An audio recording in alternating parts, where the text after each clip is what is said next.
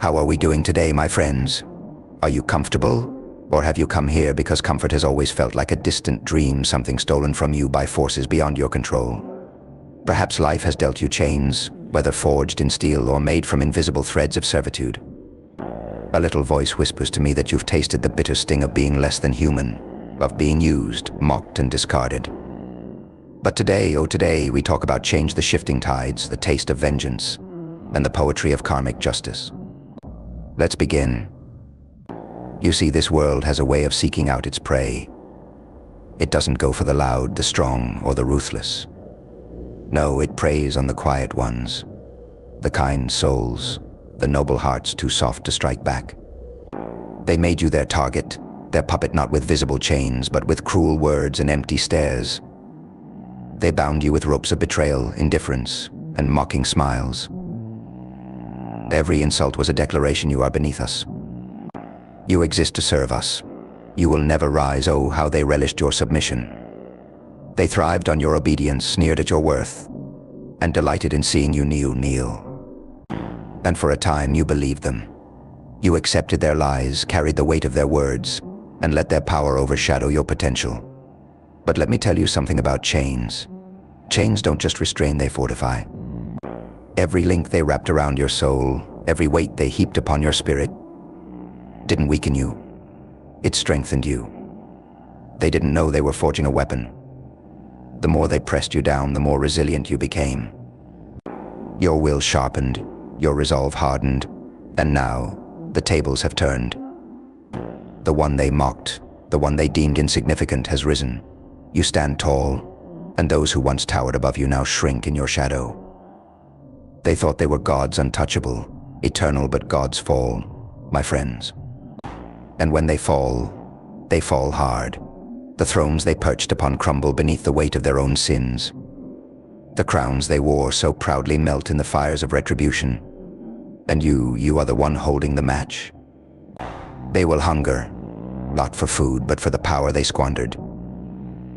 They will starve for the control they lost, the respect they destroyed, and the lives they trampled.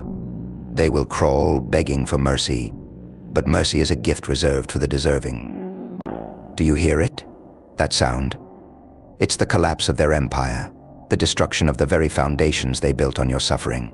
The chains they wrapped around your wrists are now coiled around their throats, tightening with every breath.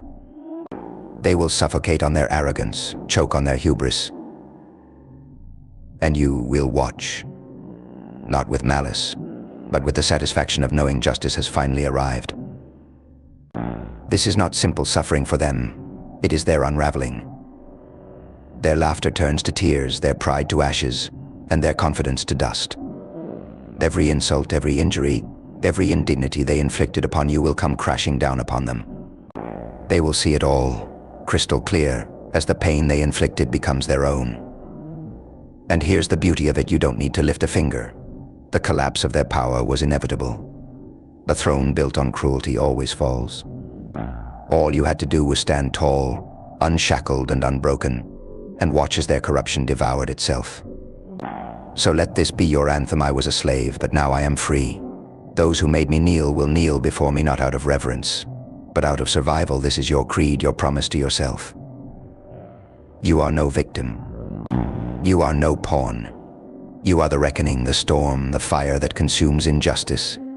And when the dust settles, you will stand not as a conqueror, but as a survivor, a victor, a living testament to the indomitable human spirit. But don't think their fall will heal the scars they left on you. Those wounds remain, etched into your very being, a permanent reminder of what they tried to steal from you. Yet those scars are not symbols of weakness. They are proof of survival, proof that no matter how deeply they cut, you refuse to break, and those scars terrify them.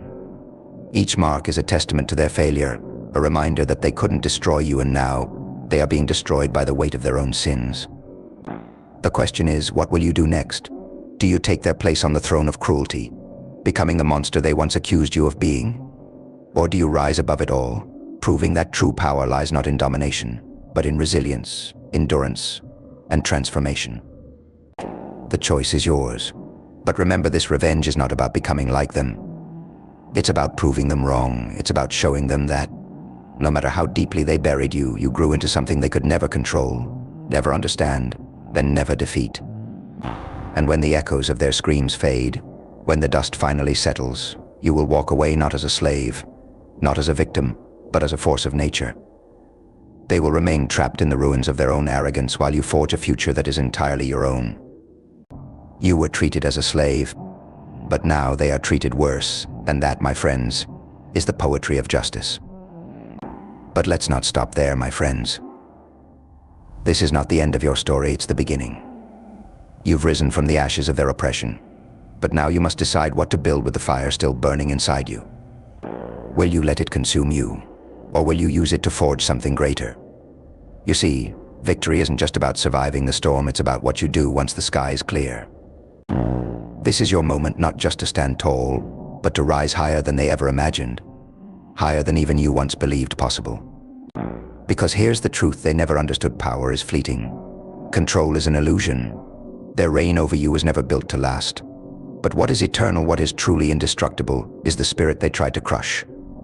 That spirit, your spirit, is unyielding. It doesn't bow. It doesn't break. And now it soars. But as you ascend, they will remain behind, trapped in the prison of their own making. Their torment doesn't end with their downfall. Oh no, it lingers. It festers. Like ghosts, they will haunt the ruins of their former glory, reliving their sins in an endless loop. They'll hear your laughter in the silence, see your strength in the shadows, and feel your presence in every corner of the hollow empire they once ruled. And as they sit amidst the wreckage, asking themselves how it all fell apart, deep down they'll already know. They'll know it was their cruelty, their arrogance, their insatiable greed that summoned their destruction. They'll see clearly that you were not their undoing, they were their own. Every decision, every act of malice, every sneer and insult was another brick in the wall that now traps them. Their suffering is not your revenge, it's their consequence. But you have a choice now. You could turn back, reach down, and pull them from the depths they created. But why should you? Mercy, as we've said, is a gift reserved for the deserving. And they who thrived on your pain, who mocked your struggles, who built their power on your back, they are not deserving. They never were. So let them stay there. Let them sit in the shadows of their downfall, shackled by the same chains they once wrapped around you. Let them feel the weight of insignificance, the bitterness of irrelevance, and the cold sting of being forgotten. You owe them nothing. Your focus now is forward. Your power lies not in dwelling on their collapse, but in using the strength you've gained to build something unshakable. Let their screams echo behind you as you step into the light of your own making. This is where your story becomes a legacy. This is where you show the world and yourself that nothing can break you. Not cruelty, not betrayal, not even the deepest wounds.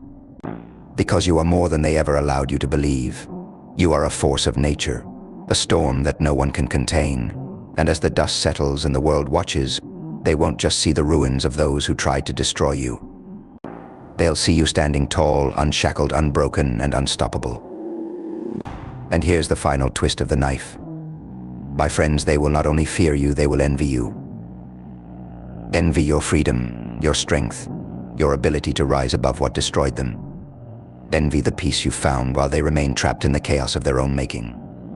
For all their power, all their wealth, and all their cruelty, they will finally see you for what you are: a survivor, a victor, and above all, a reminder of their failure. So keep walking, keep rising. Let the ruins of their empire fade behind you as you build something far greater, something they could never touch, never tarnish, never destroy. You are not just the reckoning. You are the future. And the world is yours now.